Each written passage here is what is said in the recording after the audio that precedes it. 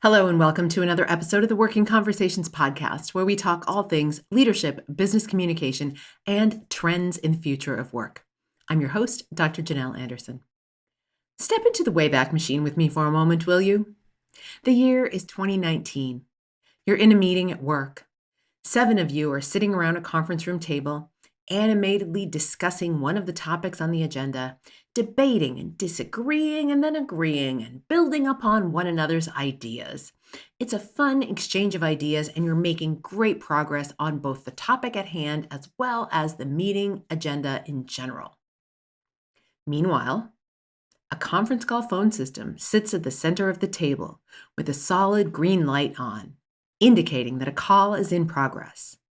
Indeed, 4 of your colleagues are participating. Well, trying to participate, from the 4 regional offices that are part of this project. And as they attempt to take a turn, share some ideas, they get immediately cut off by the 7 people sitting around the conference room table.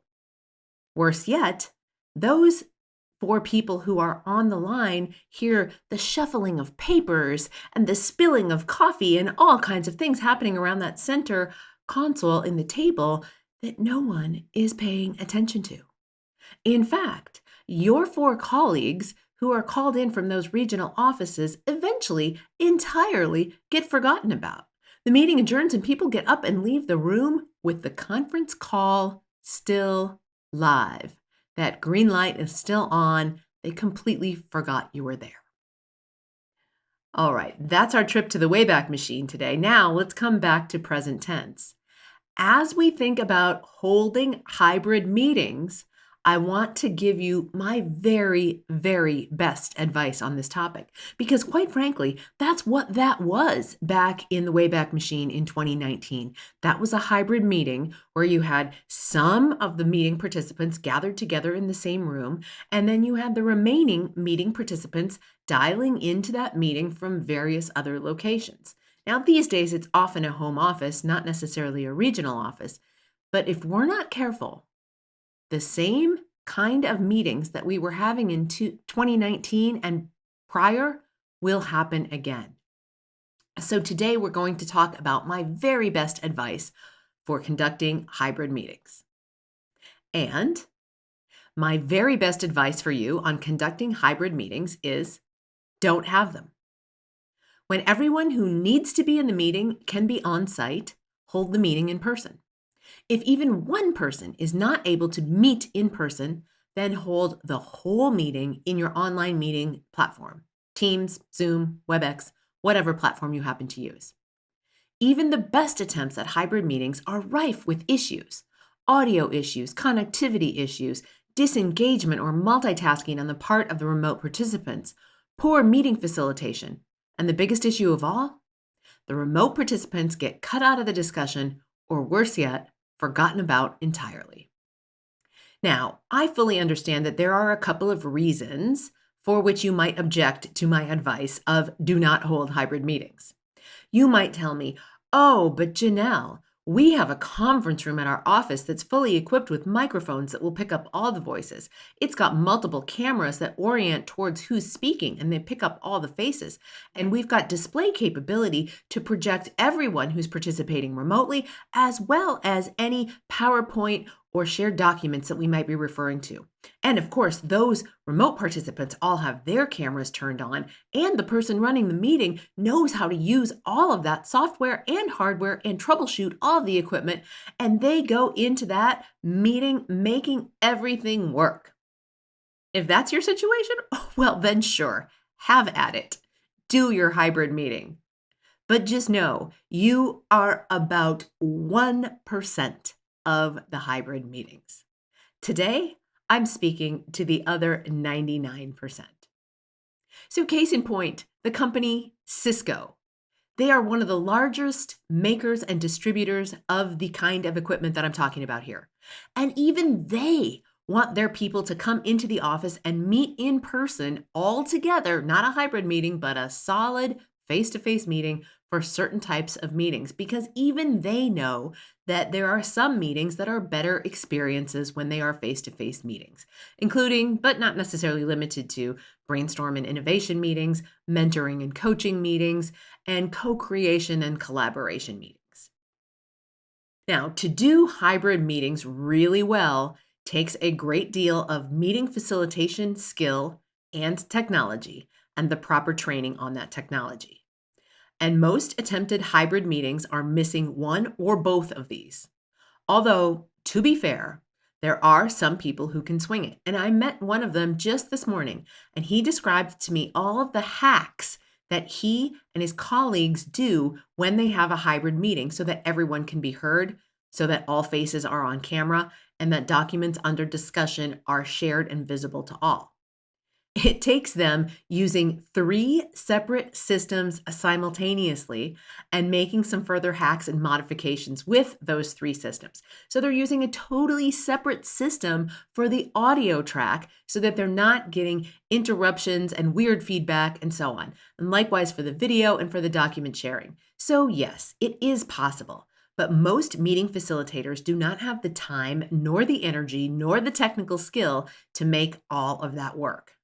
Now, again, if you are an exception, like the person that I was speaking with earlier today, you are in the 1%, and hats off to you. Well done, mate. You don't need to listen to the rest of this podcast episode, but do send it on to somebody who does need it.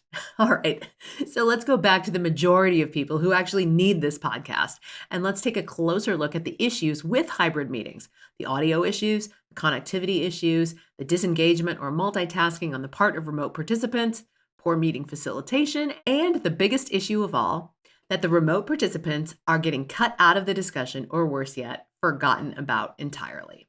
All right, let's dive into each of these in turn. The audio issues. I already mentioned some of them in the Wayback Machine, but the most challenging thing and the thing that makes a meeting work best is when you get the audio right. The minute somebody can't hear, whether that is a remote participant who can't hear what's happening in the co-located room because the microphone is not picking up the speaker, or if the person who is participating remotely does not have their face close enough to their own microphone such that their voice is not being projected into the meeting room and projected loudly enough, as soon as one of those 2 things happen, people are going to become disengaged. Because when you can't hear, not only is it frustrating, but your brain looks for something, anything else to think about or do rather than sit there in the midst of that frustration. So the audio issues are the biggest thing.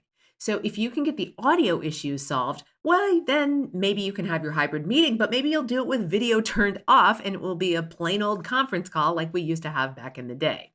But again, still, you're going to have issues with people who are in the room, even if you're using an audio conferencing system only, people who are in the room having a certain chemistry that the people who are participating remotely are unable to pick up on and get in on. They might be able to pick up on it and realize they're not part of it, but they will never be included in the same way that the people who are co-located and feeling a certain chemistry and exchange of ideas are feeling.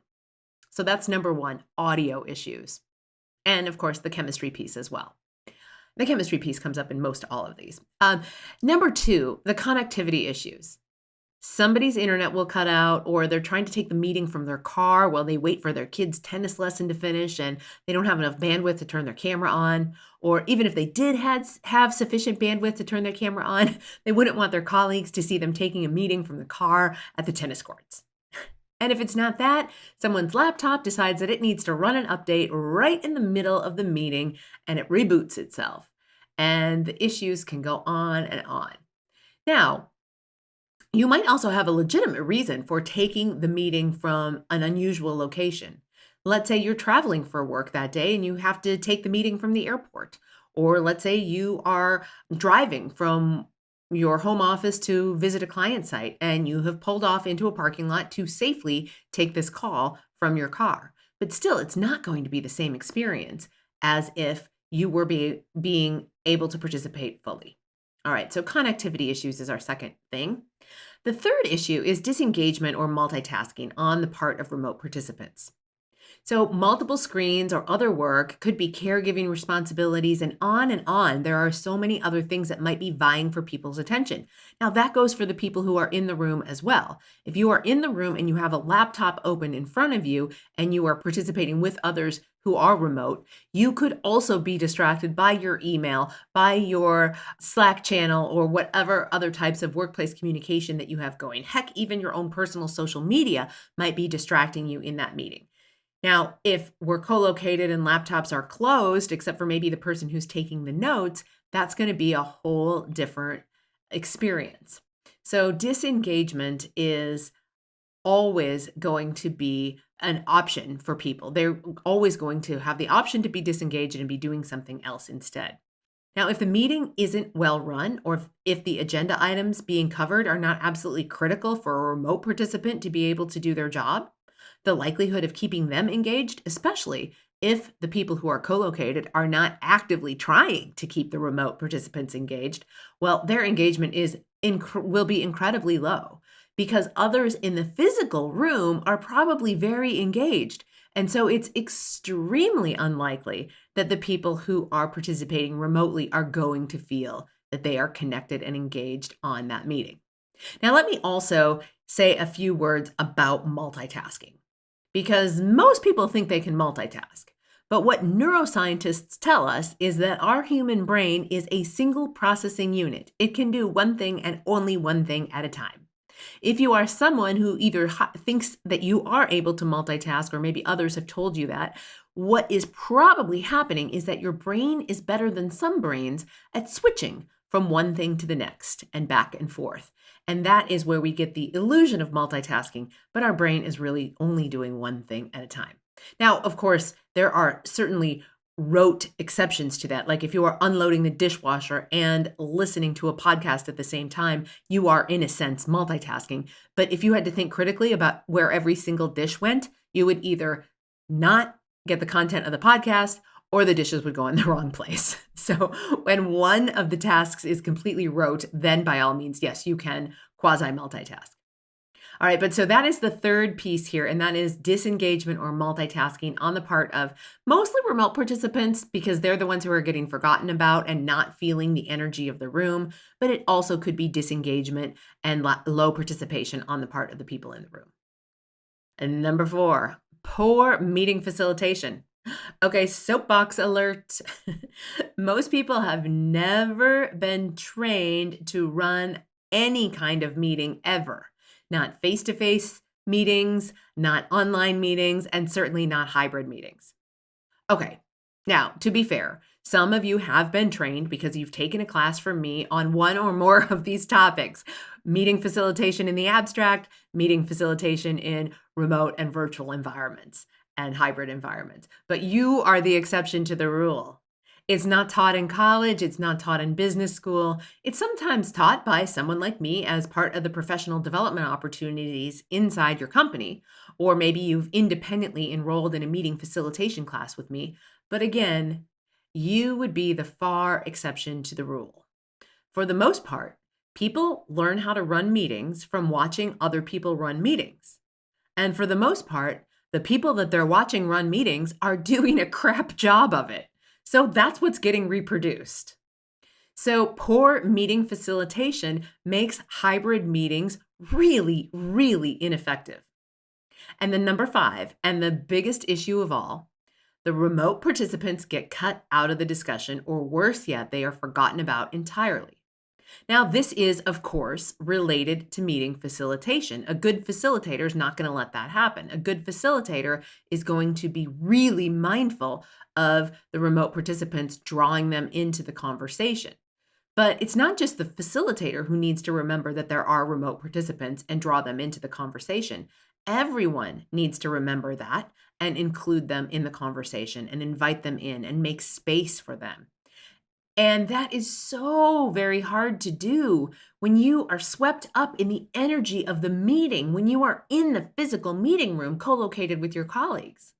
And I do hope that you are getting swept up in the moment when you're in those meetings face to face, because we didn't get the opportunity to do those for so long. Now, when we're back together, it is great to be swept up in the moment, in the energy, in the experience of being together and actually meeting in the same room at the same time.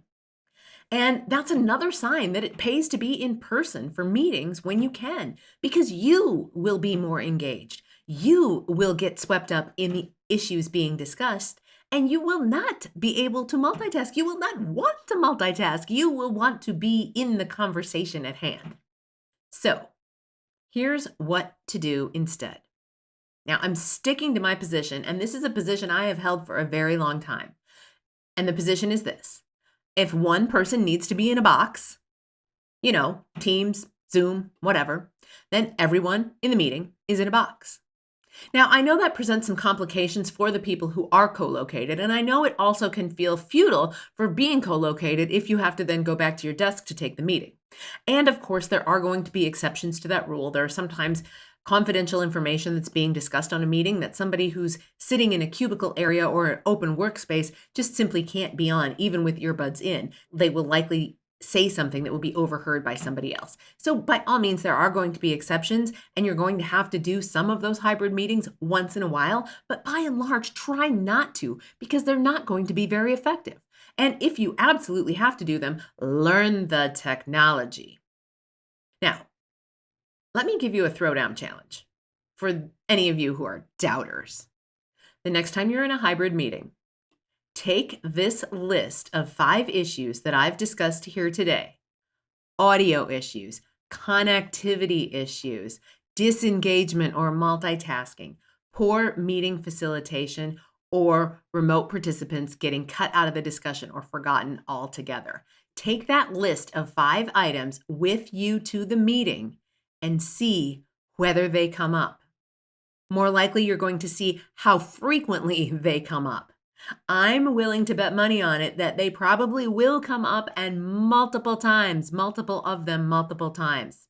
So just to underscore, and on the way out here, I'm going to double down on my best advice for how to hold hybrid meetings. Don't do them at all. All right, my friends, if you've enjoyed this content and you're watching on YouTube, make sure you hit the subscribe button and knock that little bell so that you get notified every time there's a new episode out.